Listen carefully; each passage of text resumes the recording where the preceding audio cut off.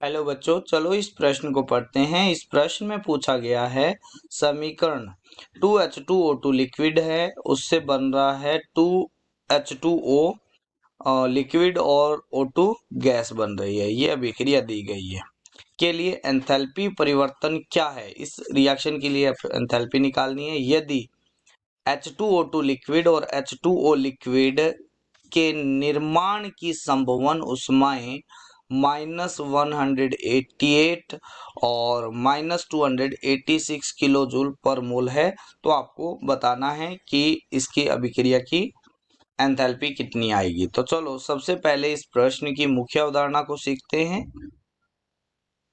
मुख्य अवधारणा, ठीक है। तो मुख्य अवधारणा के अंदर आता है कि अगर कोई अभिक्रिया दी गई है रिएक्टेंट से आपके पास में प्रोडक्ट, ठीक है, और रिएक्टेंट और प्रोडक्ट की निर्माण की एंथैल्पी दी गई है, तो अगर इस अभिक्रिया की एंथैल्पी निकालनी पड़े तो वो आती है सम ऑफ एंथैल्पी ऑफ फॉर्मेशन। किसकी? सभी प्रोडक्ट की enthalpy of formation minus summation यानी सम ऑफ एंथैल्पी ऑफ फॉर्मेशन यानी निर्माण की ऊष्मा, वो भी रिएक्टेंट की समीशन के बराबर होती है।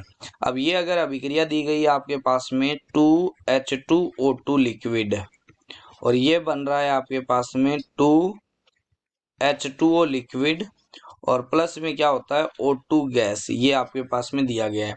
तो अगर इस अभिक्रिया की एंथैल्पी निकालनी है और निर्माण की अभिक्रिया दी गई है, तो ये आएगा 2 इंटू में फॉर्मेशन एंथैल्पी किसकी? H2O2। अब दो क्यों लिया H2O? क्योंकि दो लिया है, क्योंकि इसके मोल कितने हैं? 2 है। और प्लस में क्या आ जाएगा? फॉर्मेशन एंथैल्पी O2 की, निर्माण की ऊष्मा O2 की, और माइनस आ जाएगा 2 इंटू में फॉर्मेशन एंथैल्पी निर्माण की ऊष्मा किसकी? वो है H2O2 की, ठीक है। अब ये 2 क्यों लिया है? क्योंकि यहाँ पर क्या दिया हुआ है? 2 इसका स्टोइचियोमेट्री रस समीकरण है। अब जो दिया गया है वो देख लेते हैं, ठीक है। तो हमारे पास में दिया गया है एक दिया गया है फॉर्मेशन एंथैल्पी किसकी? H2O2 की, वो है -188 किलो जूल पर मोल, और एक है फॉर्मेशन एंथैल्पी किसकी? H2O की, वो है -286 किलो जूल पर मोल, ठीक है। और हमें पता है कि फॉर्मेशन एंथैल्पी O2 की होती है वो 0 होती है। क्यों होता है? क्यों? O2 होता है वो सबसे स्थायी अव्यय है, ऑक्सीजन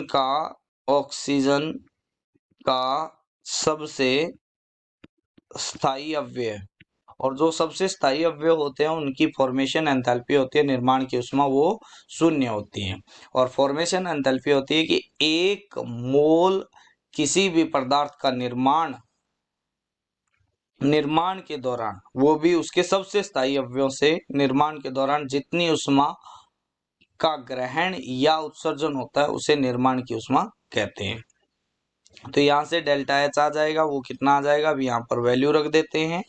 तो यहाँ पर H2O2 दिया आएगा 2 इंटू में माइनस में आएगा 286 प्लस ये आ जाएगा 0 -2 इंटू में H2O2 के निर्माण की ऊष्मा दी गई है 188, तो ये हो जाएगा प्लस 188। अब यहाँ से हम क्या कर लेते हैं, इसको निकाल लेते हैं। ये आ जाता है आपके पास में माइनस का 196 किलो जूल पर मोल, तो वो दिया गया आपके पास ऑप्शन ए के अंदर। आशा करते हैं मुख्य अवधारणा के आधार पर आपको इस प्रश्न का उत्तर समझ में आया होगा। धन्यवाद।